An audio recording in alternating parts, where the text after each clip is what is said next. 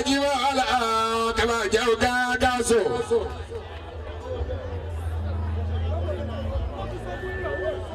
Mr. Mayor call a pass my town. Adúgbò fọlọ́ọ̀gbà pàtúlẹ̀ òkúlẹ̀ àbákàrà bí olórin àá. Àwọn làwọn ṣe ọdún ẹ̀kọ́kọ́ ìgbóná wọ́n yí anniversary. Abẹ́lẹ̀ wọn bá nígbà ẹ̀ bá sọ pé tí wọ́n bá gbọ́dún márùn-ún òjì wá ẹ fún alálàáfíà káàtúlẹ̀ wá.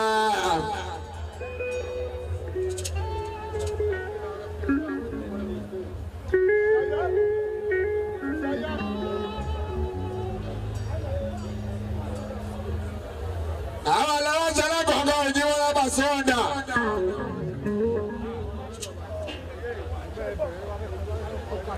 One year anniversary.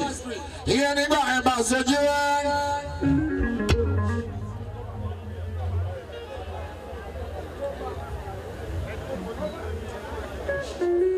Ní ọjọ́ ìtẹ̀wá,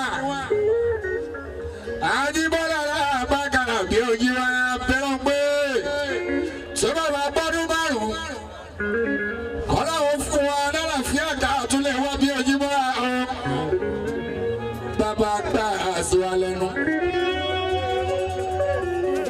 Àdúgbò ìkúnlẹ̀ Àbákàrà bí ojú wa. Bẹ́ẹ̀ ò bá gbà kí láà fẹ́ ṣe o.